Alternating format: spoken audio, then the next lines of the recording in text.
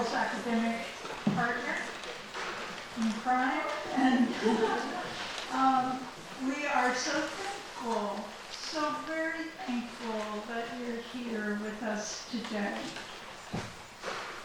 Pearl's done, if any of you know Pearl, it won't surprise you that she's done an amazing piece of work.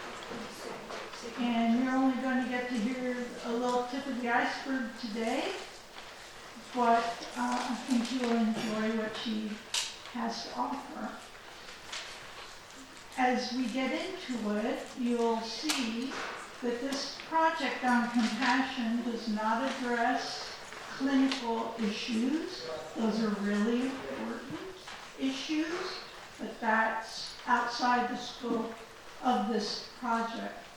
At all times, we have eschewed the abstract.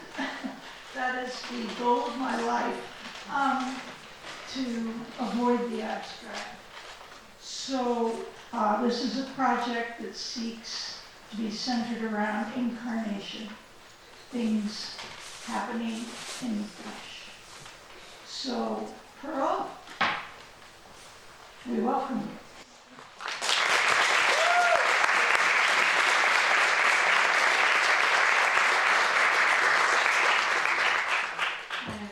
Thank you so much for all being here today. The Lord be with you. I want to start with a little piece from one of the books that I read this semester. Wendell Berry's novel Hannah Coulter tells the stories of Hannah's life and the life of others in her community. A deep, abiding presence characterizes their approach towards death. They choose to offer themselves to one another in the midst of grief and suffering through steady compassion. Hannah's opening story shows this presence as the heart of her life and of her town. I'm going to read what she says as she tells her husband's story. I picked him up in my arms and I carried him home. So Nathan would end the last of the stories of his childhood as he told it to our children. This was in 1940. Nathan was 16. He and Jarrett, his dad's brother Burley, and his grandpa Dave, the three of them had gone down into the river bottom, taking a team and wagon to help a neighbor put up hay. It was hot weather, hay weather, the last of July. Dave Coulter, whom I too learned to call Grandpa, though I never knew him, was 80 years old, no longer much used for work. While the younger men loaded and hauled in and unloaded the hay, Grandpa Coulter puttered about or sat in the shade and slept, or carried water to the others when they needed a drink. Toward the middle of the afternoon, he had one of the 6 spells that he called miseries, and Jarrett told Nathan, walk home with him, help him along, take care of him. The two of them went up the hill together, stopping often. When they had got almost home, Grandpa staggered and went down, and couldn't be wakened. Nathan was a big boy by then, strong, and he gathered Grandpa into his arms and carried him the rest of the way up to the house, where Grandma Coulter, whom I do remember a little, hurried to open the door and make a place for him to lie down. Here Hannah shows how Nathan offers his grandfather the compassion of literally bearing with him in the face of his death. He offers his youth as a gift and himself through his presence, helping his grandfather die well. Compassion, literally bearing with one another, requires this kind of presence. It stands with others in their suffering. It knows its grief and death's face and our hope for resurrection. Sometimes in Fort William, this compassionate care comes through physical actions, like with Nathan, and sometimes it comes in other forms. Hannah says that the comfort somehow gets passed around through a few words that are never forgotten. A note in the mail, a look, a touch, a pat, a hug. A kind of waiting with, a kind of standing by to the end. Once in a while we hear it sung out in a hymn, when every throat seems suddenly widened with love and a common longing. With this longing and this compassion in mind, I invite you to sing Abide with Me.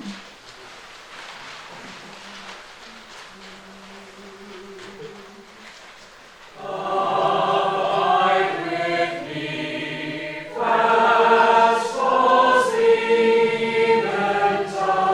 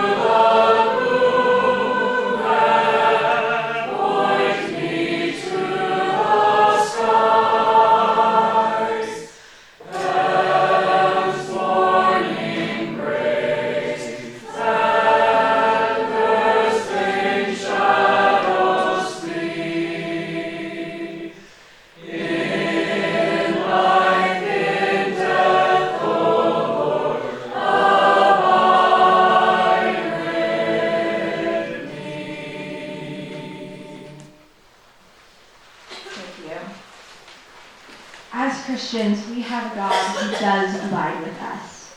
J.I. Packer writes that the supreme mystery with which the gospel confronts us lies not in the Good Friday message of atonement, nor in the Easter message of resurrection, but in the Christmas message of the incarnation. The more you think about it, the more staggering it gets. Nothing in fiction is so fantastic as is this truth of the resurrection, of the incarnation. Philippians tells us that Christ Jesus, though he was in the form of God, did not count equality with God a thing to be grasped, but emptied himself by taking the form of a servant and being born in the likeness of man. In the incarnation, we receive the greatest mystery of all. Our God became flesh and dwelt among us. Jesus, as Emmanuel, as God with us, shows us how to be with others as compassion requires. He laid aside his own glory, he entered into our suffering, and he continues to bear with us. Through the compassion of the incarnation and what followed, we are enabled to offer compassion to others. Like all of the Christian life, compassion is practiced to glorify God and to love others well. We can only be compassionate because Christ had compassion on us first. One of our greatest needs for compassion comes when we face death, both in our own lives and in others. Compassion, especially for the dying, forces us to come face to face with something that makes us uncomfortable and which brings us much grief. Yet love requires that we do so. Hannah says that you cannot give yourself over to love for somebody without giving yourself over to suffering. Therefore, we must learn to compassionately abide with those who are dying. In my paper, I wanted to examine ways that we offer compassion to those who are dying, and specifically how young believers can be compassionate to those dying in old age. Because this compassion can look many different ways, I've explored it through contours and stories. Using contours to explore compassion has allowed me to describe rather than prescribe what compassion is. I chose to use stories to explore compassion because similarly, stories allow compassion to look different in different contexts. Stories also help us see that compassion must be practiced. It cannot be a mere concept or theory. Stories help us see compassion concretely by helping us better imagine how we might practice it in our specific places with our specific people. The three stories I've chosen for my paper are Leo Tolstoy's The Death of Ivan Ilyich, Margaret Edson's Wit, and Wendell Berry's Hannah Coulter. Since most of you probably don't know all three, I'll give you brief summaries of each story, and you also have others on your handout. Leo Tolstoy's 1886 novella, The Death of Ivan Ilyich, narrates the death of middle-class Russian Ivan Ilyich. Though he's lost 3 children, Ivan has believed, in practice, that death will never touch him. Yet as he dies, he faces the emptiness of his life so far, the compassion of the servant Gerasim, the restoration of relationships both with God and with his family, clarify finally for Ivan how to live and how to die well. Margaret Edson's 2001 play Wit focuses on John Donne scholar Dr. Vivian Baring. She's lived a life of austere academic rigor and faces her stage 4 cancer diagnosis with that same toughness. Yet as she endures her chemotherapy, she begins to long for real relationship. Though the doctors degrade her, her nurse Susie offers her compassion. Through her care, Susie and later her Professor Ashford helps Vivian in her last days cross from the impersonal world in which she has lived into the wholeness of being loved. This life of love runs through Wendell Berry's novel, Hannah Coulter. Told by Hannah herself, the novel recounts her life and the lives of her community, Fort William. When, as a young bride, her husband Virgil goes missing in action during World War II, she says that her community's compassion keeps her. Later, as an old woman, this presence also steadies both Hannah and her husband Nathan in the face of his death from cancer. Their compassion keeps them. This kind of compassionate love runs pretty clearly through all 3 stories, and looking at them, 3 contours of compassion have emerged that have formed the basis of my paper. The first contour was that they showed me why, to practice real compassion, we must know that we are all going to die. Pity, an understanding of our shared human condition, moves us to know our common reality. Only from this pity can we practice compassion rooted in love rather than in power. For young people, this poses a challenge. Most of us do not face, every day in our bodies, the reality that we will one day die. And yet Scripture exhorts us to number our days that we may get a heart of wisdom. Garrison, from Ivan Ilyich, shows us how to bear our youth well, in a way that can pity and can therefore offer real compassion. Secondly, compassion comes from presence, and one way to offer that presence is silence with one another. Offering presence through silence helps us grieve realities that we ourselves cannot fix. It offers, without hope or help, to walk with one another. It trusts our God to make the ultimate and only answer to death, knowing that we only can remain silent. As modern people, we often focus on solutions. Yet when there are no answers, like in the face of aging, decay, and death, silence enables us to be present with one another, in our grief and in our hope. Old Jack and Hannah Coulter shows us a present silence that steadies Hannah in the face of her husband Virgil's death, a silence that grieves with her. Finally, compassion seeks to help others die a good death.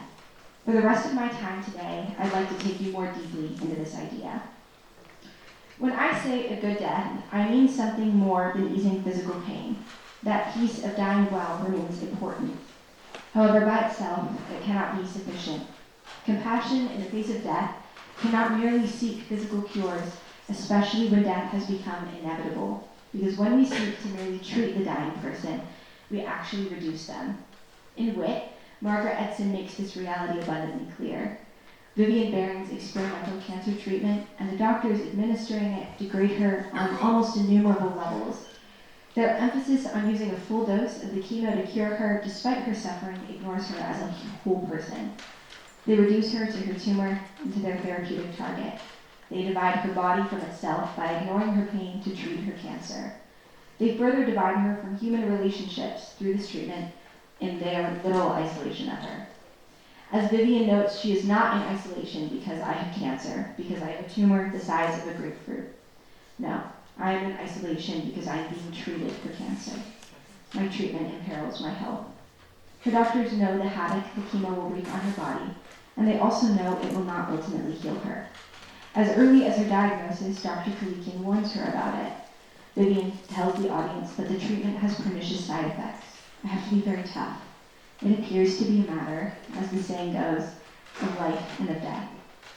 Her coming agony does not give them pause in their relentless pursuit of eliminating her cancer, though they know she will die regardless. While the play emphasizes the horror of this kind of medical research, the experience of medical degradation from laser-focused doctors is certainly not rare. In the face of death, this focus on treatment over health dismembers, and therefore it cannot heal.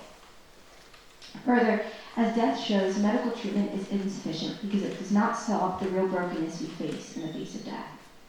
When he lies dying, Ivan dismisses his doctor. You know perfectly well you can do nothing to help me, so leave me alone. The doctor responds, we can ease your suffering. Ivan retaliates, you can't even do that. Leave me alone. While his doctor assumes Ivan's suffering comes from something physical, something treatable, Ivan knows his suffering goes deeper. Beyond his physical ailment, Ivan has noticed the diseases infecting his soul, his family, and his place. Even if the doctors could ease his physical discomfort, mere treatment could not fix the fractured relationships around him, the real causes of his suffering. Ivan needs more healing than this kind of medicine can offer. In contrast to both Ivan and Vivian's doctors, who focus merely on treatment in the face of death, we as believers must choose health.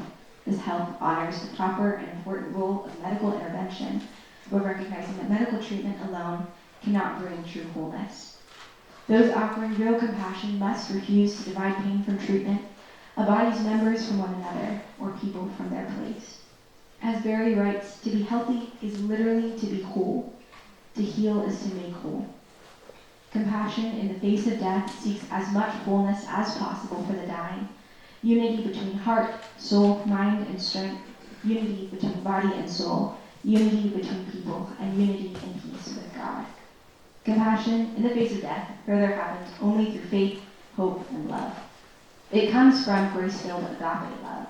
In death's face, compassion seeks to restore peace to relationships between people and between the dying and God. This also trusts that God is ultimately the agent of this reconciliation, Seeking to help someone die well is an act of faith. Caregivers in each story trust the final state of the dying person to God. They act faithfully in their love, trusting Him to work. In these stories, we also see how love points the dying to hope. All three dying people come to know the promise of the resurrection through the compassion of those around them. Though this is not a guarantee, this is the hope that we seek for in the compassion that we offer. Through faithful, hopeful, and loving compassion, Ivan Ilyich, Dr. Vivian Baring, and Nathan Coulter ultimately died good deaths by becoming whole. For Ivan, real healing, which prepares him for a good death, begins with the compassion of Gerasim. His steady presence softens the older man and reminds him of his human needs. As he gazes at Gerasim's broad-boned, sleepy, good-natured face, Ivan suddenly wonders, what if my entire life, my entire conscious life, simply was not the real thing? First, his question prompts agony. In this pain, his wife prompts him to receive the Lord's Supper and practice confession. He relents, and through these means of grace, he experiences a brief moment of hope. As he takes the sacrament, there are tears in his eyes. Tolstoy says that when they laid him down afterward, he felt better for a second, and again held out hope of living. I want to live, he said to himself. And yet his life still remains hollow. He has no answers. For 3 straight days, he screams, tormented by his empty life.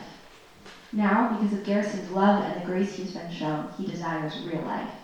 His self-justified pride, however, in the belief that his life has been a good one, holds him back. It causes him more agony than anything else. And yet at last, he comes to realize that though his life has not been the real thing, he can still make it the real thing. Moved by grace, but now uncertain, Ivan flounders, not knowing how to do so. It is at this moment that Vasya, Ivan's son, enters. He quietly offers Ivan love. He creeps up into the room and goes up to Ivan's bed. Though Ivan remains still screaming desperately and flailing his arms, one hand falls on the boy's head, as if to offer a paternal blessing. The gentle grief with which Vasya responds wakes Ivan. Tolstoy says Ivan falls through and sees a light, and it was revealed to him that his life had not been what it should have, but that he could still rectify the situation. As Ivan grows quiet, listening, he feels his son kissing his hand. Ivan looked at his son. He grieved for him. Ivan, moved by compassion to compassion, reconciles himself to his son. For the first time, Ivan becomes a father. Gerasim's compassion also makes way for Ivan finally to honor his marriage. At best, his marriage to his wife Praskovia has been tolerant. At worst, they can hardly agree. Praskovia's self-focused ministrations to Ivan anger him so deeply that Tolstoy says even as she was kissing him, he hated her with every inch of his being, and he had to restrain himself from pushing her away. However, awakened by the compassion first of Gerasim and then of Vasya, Ivan seeks to reconcile even his most difficult relationship. As he has just seen Vasya truly for the first time, when Praskovia enters, Tolstoy says he looked at her. For the first time, instead of focusing on the grief he experiences when she cannot understand, he grieved for her. Instead of thinking about himself, the compassion Ivan has been shown moves him to forgive, and this new wholeness changes him. In his last moments, he seeks now to honor both Praskovia and Vasya. He has forgiven them, and he himself now desires forgiveness. Tolstoy writes that Ivan says, "Take him away. Sorry for him and you." He wanted to add forgive, but instead said forget, and, too feeble to correct himself, dismissed it, knowing that he who needed to understand would understand. Gerasim and Vasya's compassion ultimately points Ivan towards peace with the one who needs to understand. Gerasim's compassion moves Ivan to desire love, and the loving grief of Ivan's son moves Ivan towards the hope and love offered by the Son of God. Tolstoy frames this as, "And death, where is it?" he asked. He searched for his accustomed fear of death and could not find it. Where was death? What death? In peace and in real health, Ivan finally realizes there was no fear because there is no death. He comes to realize that death itself has been conquered by the deepest compassion. Instead of death, there was life. Ivan has found wholeness of a new kind. The story ends in hope. It's finished, someone said over him. He has just truly seen for the first time, and now he hears these words and repeats them in his soul. Ivan has begun to know that the last enemy to be destroyed is death. Tolstoy closes as Ivan comes to rest. Death is over, he said to himself. There is no more death. He drew in a breath, broke off in the middle of it, stretched out, and died. Tolstoy hints at death as only a breath, a comma, separating this life and eternal life. It comes, like a comma, in the middle of a phrase. Ultimately, Ivan dies in better health than he has ever lived. He has been made whole through the compassion of Gerasim and Vasya. However, Gerasim and Vasya do not know the end result, that Ivan has died in peace. Though the significance of that moment was lasting, for those present, the agony continued for another 2 hours. Gerasim and Vasya do not act to produce a result, but rather they enact compassion in faith. Ultimately, their care points him towards true hope, to the truth that brokenness will be destroyed and the world renewed. Through Vasya and Gerasim's compassion, Ivan dies a good death. This faith-filled practice of loving compassion that points towards hope also characterizes Margaret Edson's play, Wit. Without family or many friends, Vivian experiences fracturing at the hands of medical professionals. As her body dies because of chemo, she also comes to understand how her whole life, like Ivan's, has lacked real wholeness. Where opportunities for love have arisen, Vivian has turned away. Yet Susie, her nurse, offers her physical touch, presence, patience, and care. This compassion meets her even in her isolation, offering Vivian new help. Throughout the play, Susie resists Jason and Kalikian, the doctors, unkindness towards Vivian. She offers herself to Vivian in personal ways that go beyond her duty. When the independent scholar finally breaks down in the face of death, Susie abides with her. She offers compassion through her lament with Vivian and through physical reminders of her presence and love. When Vivian, crying in spite of herself, admits that she's scared, Susie responds, stroking her. Oh, honey, of course you are. Her presence faithfully steadies Vivian. The humility evident in Susie's compassion also offers Vivian an experience of wholeness which she has never before had. When Susie brings the morphine drip Kalikian has ordered, Vivian comments that she hopes it will have a soporific effect. In the spirit of her childhood memory of delight, Vivian remembers words which have nourished her. When Susie responds that she doesn't know about that, but it sure makes you sleepy, Vivian, instead of humiliating Susie for not knowing, as she might previously have done, engages with her. She offers an explanation for her laughter. Soporific memes makes you sleepy. In this moment, her relationship to words heals. It becomes no longer about power, but it's renewed to be about connection. Her calling to read and teach and to love words becomes consummated at this moment. As Dr. Kilpatrick says, after a career in professorship, Vivian finally here becomes a teacher.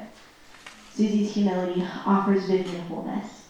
As she drifts into unconsciousness, she does so in peace because of Susie's humility and humble compassion. The nurse helps Vivian restore relationships with herself, with her calling, and with others by offering her disarming care. Susan's ministry also paves the way for Professor Ashford, Vivian's former professor. Though Vivian is no longer fully conscious, Professor Ashford offers her presence, touch, and compassion. She sits in Vivian's bed, puts her arm around Vivian, and shushes her. Though she begins with offering to recite Donne, Vivian has no desire to hear the poet's rustling. Rather, they take refuge together in the children's book, The Runaway Bunny. As she reads aloud, Professor Ashford notes, "Look at that, a little allegory of the soul. No matter where it hides, God will find it. See, Vivian?" The older woman points Vivian towards God's power and love, a peace that she has craved. Vivian's response to God's relentless pursuit of his beloved marks her last contribution to the play. In her pain, she responds only by moaning. Yet Professor Ashford's compassion does move her towards peace. As the runaway bunny closes, Vivian is now fast asleep. Professor Ashford kisses her goodbye with a blessing, and flights of angels sing thee to thy rest. Vivian then dies after her long struggle, healed, not cured.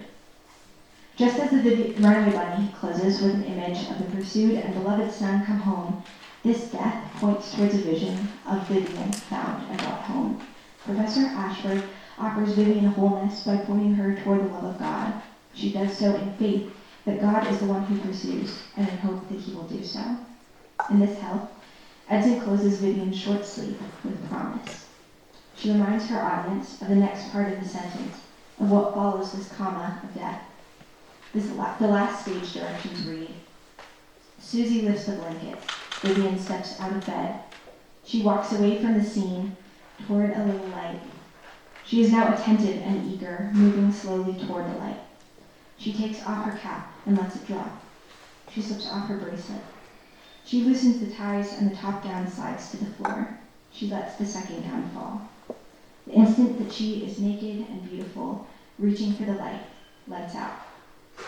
Vivian's story does not end with her death, but with her hope. As she wakes, the audience remembers that death, comma, thou shalt die. This hope even implies the renewed creation. Vivian's nakedness echoes pre-fall Adam and Eve or a newborn child. That she becomes beautiful implies a restoration of her whole being. Vivian rises in a whole and yet the same body. We see how she has slept and she has been changed. We glimpse the hope for Vivian to be raised imperishable, for her mortal body to put on immortality. Edson and Vivian leave the audience expecting Christ's promised restoration. We are gripped with our longing for physical resurrection. The care of Susie and Professor Ashford point Vivian and the audience ultimately towards hope. Through their compassion, Vivian crosses from her lonely life into the wholeness and health of being loved. Ultimately, she dies a good death. In Hannah Coulter, Nathan's death shows the similar importance of faith, hope, and love. Nathan and Hannah have witnessed cancer treatments take their toll, a story that has been lived and told too many times in Fort William, a bad story. When Nathan realizes he is sick, he waits. Even before the doctors have diagnosed him, Nathan understands that he is dying. He does not want to die, but since he knows he will, he wants to die a good death. Even when he consented to go to the doctor, he was only consenting for the rest of us to be told what he already knew, Hannah says. Nathan quietly refuses the treatment plan his doctors offer him. As Hannah puts it, he doesn't want to die of a cure.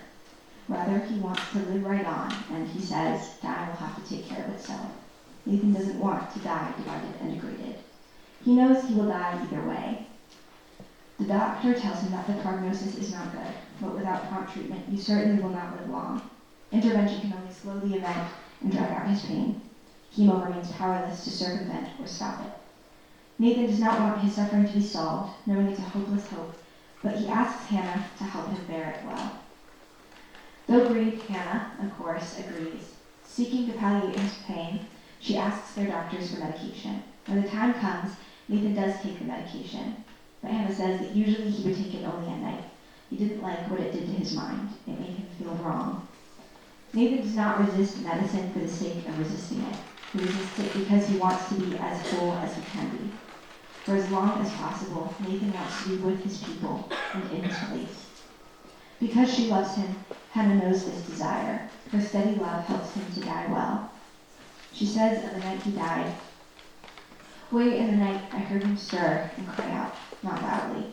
I got up to see about him. I said, 'Do you need anything?' 'No,' he said. 'Are you all right?' 'Yes.' But I sat down in a chair by the bed. The house got altogether still again, and I thought he was asleep. Just ever so quietly, I reached out and laid my hand on his shoulder. He said, 'I love you too, Hannah.' He didn't last long after that." Hannah's quiet presence with Nathan enables him to know her love. Her hand on his shoulder, a touch more powerful than words, keeps him in his health. His last words know this truth. "I love you too, Hannah." Rather than experiencing a slow death at the hands of chemo, Nathan goes peacefully. When the time came to go, he went. Hannah's love helps Nathan die a good death. Hannah knows that the death of an old man is not the same as the death of a young one. It is not wrong, it is not a surprise, she says. It has been a long time coming. She doesn't see death in an optimistic way, but like Nathan, she knows that the curse's effects on the process of dying make the actual death a mercy. Death has become his friend, she writes. In her love, Hannah rejoices with Nathan that he no longer suffers. Obviously, his death grieves her, and she seeks to love him well. But she says grief is not a force and has no power to hold. You can only bear it. Love is what carries you, for it is always there. even in the dark, or most in the dark, but shine out at times like gold stitches in a piece of embroidery. Her love, her faith, and her hope sustain her, even as she faces Nathan's loss. She also has confidence that he has not ceased to exist. Rather, he has joined the great cloud of witnesses. She has faith, the assurance of what she cannot see. After Nathan dies, she says, I suffered my hard joy. I had my thanks. I cried my cry. And then I turned again to that other world I had taught myself to know, the world that is neither past nor to come, the present world where we are alive together and love keeps us. She turns to the city of God, to the communion of the saints. Her focus lies in eternity's tangible reality, her loved ones not as they were, but as they are. Hannah offers Nathan compassion, even in the midst of her grief, and helps him die well. She courageously faces the wrongness of death through the courage of her love, her faith, and her hope. She knows that one day they will be reunited. Like Gerasene, Vassia, Susie, and Professor Ashford, Hannah acts faithfully to care for Nathan well. She seeks to offer him presence without trying to solve his death, because she trusts God to ultimately conquer. Hannah knows that God abides with us, and therefore we can abide with others. Ivan, Vivian, and Nathan all suffer great pain and great destruction in their bodies. Yet the compassion those around them offer ultimately moves them towards more help than mere treatment could ever offer. Well, Nathan knew how he could die well, and he asked Hannah to help. Ivan and Vivian died well only in the fullness of time. Compassion, therefore, requires patience. As we act faithfully, trusting the Lord to work through us, we know that our compassion never comes too late. In this spirit, compassion offers and receives forgiveness, ministers in hope and love, seeking to help the dying person move towards health. The point of our compassion in death's face is ultimately to help the dying person die a good death in as much fullness as possible. While we know that what happens inside a person or after death rests only in the Lord's hands, we seek to offer compassion and restoration as much as we can in faith. This compassion helps Ivan finally become a good father and helps him love Praskovia and Vasya well. It points him towards peace. It helps Vivian finally become a teacher and rest in hope and love. It keeps Nathan whole, even in his suffering. We seek to offer this compassion in the love our Father has given us. We seek to offer this compassion in faith that the Spirit works to save. And we seek to offer compassion in the hope of Christ's second coming and of the resurrection. From these realities, from these sure and steadfast anchors, we can, as believers, practice compassion well in the face of death. We can learn to abide with one another as our God abides with us. In faithful steadfastness, our love points others towards our hope.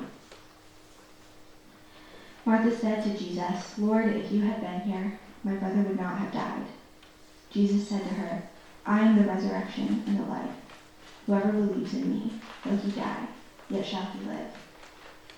Behold, I tell you a mystery. We shall not all sleep, but we shall all be changed. In a moment, in the twinkling of an eye, at the last trumpet. For the trumpet will sound, and the dead will be raised imperishable, and we shall be changed. For this perishable body must put on the imperishable, and this mortal body must put on immortality. When the perishable puts on the imperishable, and the mortal puts on immortality, then shall come to pass the saying that is written, Death is swallowed up in victory. O death, where is your victory? O death, where is your sting? This is the word of the Lord. Thanks be to God.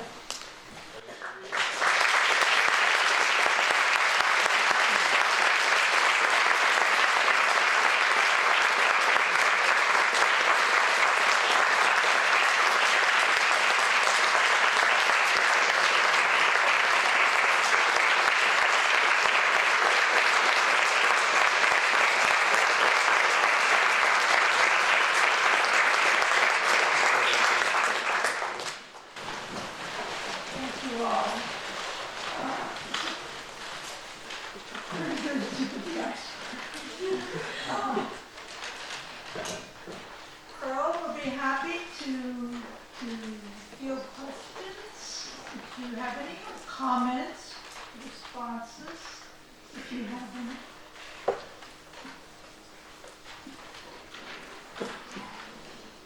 Christy, how did you come to choose those three particular books? Well, I think two felt pretty obvious to me. I actually just started with Ivan Illich because we read it in 103, and I think this paper is very much a product of humanities 103. So that was obvious to me. And then Hannah Coulter came because I read it again this summer and I was reminded of how much I love it. And as we talked through Ivan, I think it became very clear that Hannah is what I wanted to put next to Ivan. And then as I was working through this last piece, I was like, I can't do this without Vivian. And I needed to add to it. So that's kind of how those three pieces came together. I mean, there's so many pieces that could have been in this paper, but.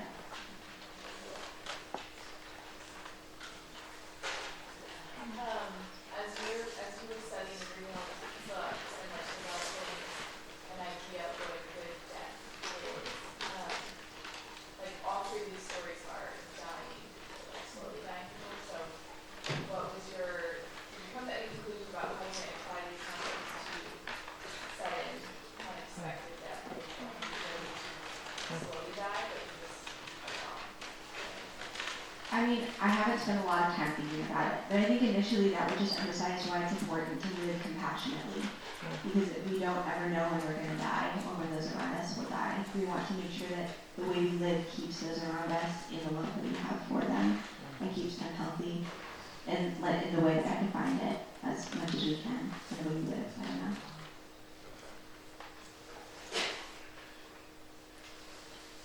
how does the realization of death and compassion in terms of death, how does that influence compassion when we're not dying? So in my first section, I talked about pity and the importance of understanding our shared human condition. And I think that if we don't see ourselves as people who are prone to suffering, we see other people's suffering as foreign to us. And so I think understanding our own mortality helps us better see other suffering, whether it's dying or not, as something that we are also able to experience. And so we enter into it in pity and understanding that we share that condition together. So it's interesting that you use the word pity because that generally has some negative connotations to it. Is there any reason why you chose this word over something like primarily over something like compassion that we as good Christians tend to have a little bit more familiarity with? So I think there's a few reasons. So I actually think pity and compassion are different. I kind of frame that as our compassion flows from the pity that we have. But I started with the word pity because it was actually the first piece of reading I did for this project. Dr. Kilpatrick gave a convocation speech, I think in 2001, and her topic was pity. And one of the things that she talked about is pity as a negative thing is very much a modern idea. It's not how historically we treated the idea of pity. And pity used to be very intertwined with the idea of piety. And so the idea that virtue grounds our idea of pity. And Dr. Kilpatrick framed pity as the movement of understanding our shared human condition. So that's why I say that compassion flows out of pity. Without understanding our shared human condition, we can't have compassion. Yeah, Luke. How would you suggest, especially for younger people who do not know suffering as much, how would you suggest, like, to develop a sense of pity or the practice of pity, if I don't know if that's a thing, but. I think I just start with like, our bodies are decaying whether or not we realize it. I think there are parts of our bodies, which I have my biology professors in this room, but I can't hold me to making sure I'm saying the right things, but I think parts of our bodies are decaying from the moment that we are born. And regardless of whether or not they're actively decaying, our brokenness is within us from the moment of conception, even just biologically. I think that helps us understand it. I also think, like, it's not just death that helps us understand that we live in a world of suffering. It helps us understand pity. There's many, many other kinds of suffering that we can experience at a young age that helps us understand that too. So, I don't know if that answers your question.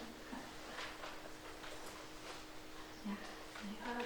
You were talking about seeking wholeness rather than necessarily health, or at least. I would say that help comes from wholeness. Okay. Yeah. But in doing that, did you? It seems like you were close to this idea. Did you look at whether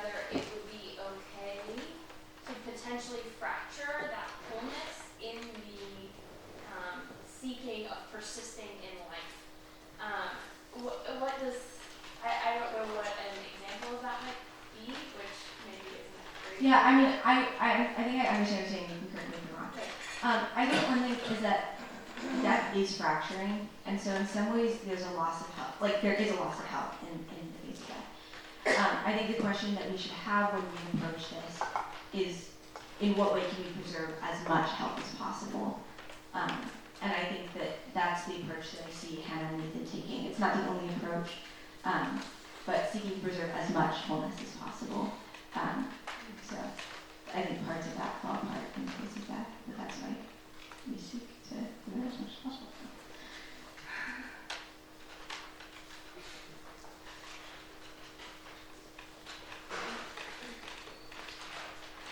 The application of the concept of compassion, all your examples are kind of intimate, interpersonal interchanges. I'm wondering if there is a broader application of the principle, say like in a social or civic context, where people might need to be put to death. I did not thought at all about that, but someone should. Here for honesty. Can I ask a very mechanical particular question? Did you look at Hannah's processing of Virgil's death and how this impacted? So, Virgil, that's Hannah's first husband. His death is like kind of the first part of the middle part of the book. That experience is kind of the whole middle section of my paper. I think we see the most compassion tangible from other people towards Hannah in that. I talked a little bit about old Jack, but he's an old man in the community that comes and sits with Hannah regularly as she's mourning the loss of her husband and as she's taking care of her new baby. And I think that his model is really a good model. Is that he offers himself without hope or help. And I think that that's a beautiful picture of abiding with one another. Similar but different to Joel's question about larger context of offering compassion. Do you think at all about the church and how, as a group, that is offered toward those that are dying? Well, I think this paper came out of feeling like, well, not in this paper, but in papers I wrote in high school and other things that I've gotten past, I think that we as a church need to do a better job of being present with those who are dying. It's not on the biological family alone to help people die a good death. So I think church definitely has a responsibility there, but kind of the question of like what it looks like when someone dies suddenly, I think that means that we need to cultivate compassionate life in the church, so that we have that compassion when that happens. So.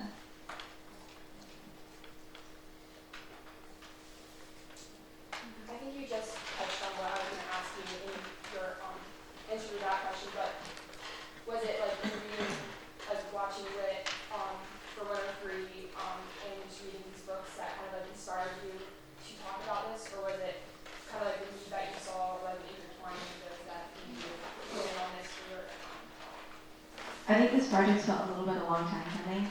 I did a project my freshman year of high school on getting youth in retirement homes and kind of seeing a need for that relationship. And I think it's become more and more of a need that I've felt. But I would definitely say that thinking about membership and love in 103 has helped cultivate that. I think I've always really loved being around people who are older than me. And I think being at college was the first time I'd been around primarily people who weren't. And I was struck sometimes in the ways that we talked or in the ways that our culture moves, just as students who are all the same age, how alienating we act towards people who are older than us. And I think that that really struck me, and that's part of how I ended up with this paper. So.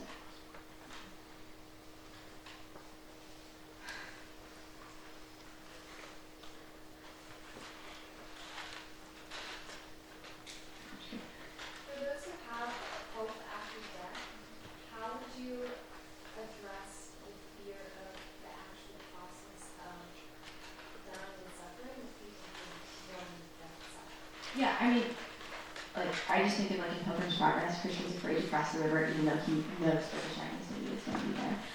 So I think that it's not I mean, I think we are naturally afraid of death because it is scary, and the process of dying is really hard. And I think that that's kind of what I was trying to seek is like, when the process of dying is scary, and often a treatment focus can exacerbate that scariness, I think seeking to help keep people in love in as much fullness as possible is how we do that. So keeping them in love and care, helping them know that they are loved. I think you see examples of giving and receiving forgiveness, giving and receiving compassion, spending time with the body of Christ, hearing the word, singing. I think those are really important things that help us face the fear of death. Because it is scary. I mean, yeah. I'm not dying, so I did that really authoritatively, but Hey, we're all dying, we just ignore it until we do.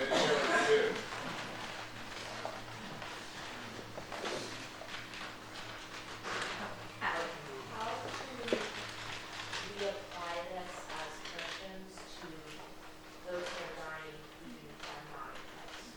well, I think one of the things that's interesting about all three stories is that in some ways the people who are offering compassion, aside from Hannah and Nathan, really don't know what the state of the person to offer compassion is.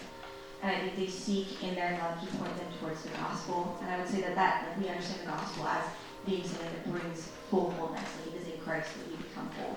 And so we seek to point the person in that direction through our love and through our actions and our words in as much as we can. Not everyone will be the same level of receptive. We don't know what each circumstance will look like, but I think we try to point them towards wholeness in our actions and in our words, trusting that, again, the Lord is the one who works and brings that.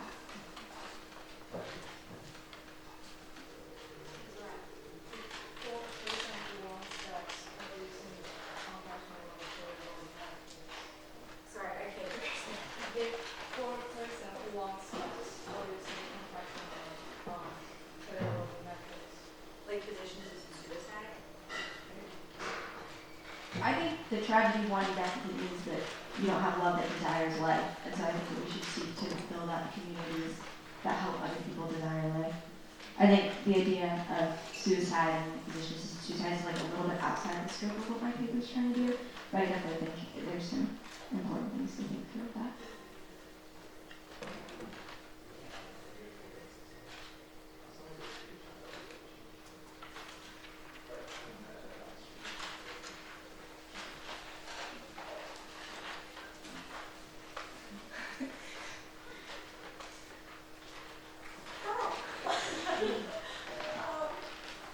You've clearly been thinking about this a long time, and you've been living, as you said, more among people your own age, and hearing and seeing maybe things you didn't experience so much in your younger life. Say a little more about what you hope young people will think more about. So I think with pity, because it understands our shared human condition, we see the absence of that in young people in the way that we interact with older people in two ways. I think it's dehumanizing either way. But on the one hand, you get people who make jokes about the elderly in ways that are very considered inappropriate when they made about any other demographic of the population. We make jokes or make fun or imitate in a way that's not appropriate for any demographic, because we don't do that because we see other people as human. And so I think as young people we should be imitating or making fun of older people. And then I also think on the other side we see it when there's a tendency to call older people cute or adorable. And I think because I think that it's dehumanizing in a similar way, because it doesn't honor that person as a whole human being with a whole life and having full experiences. And so both attitudes of not understanding the value of older people and the wisdom that we bring us. Proverbs says, the glory of young men is their strength, and the glory of old men is their gray hair. Both of those things are given to the church as a gift. We have our youth to give to the older people, and they have wisdom to give us. And if we are not understanding our shared human condition, we're not receiving it well. And so we need to shy away from either making fun of or belittling older people. So don't do that. There's a lot of opinions about this, but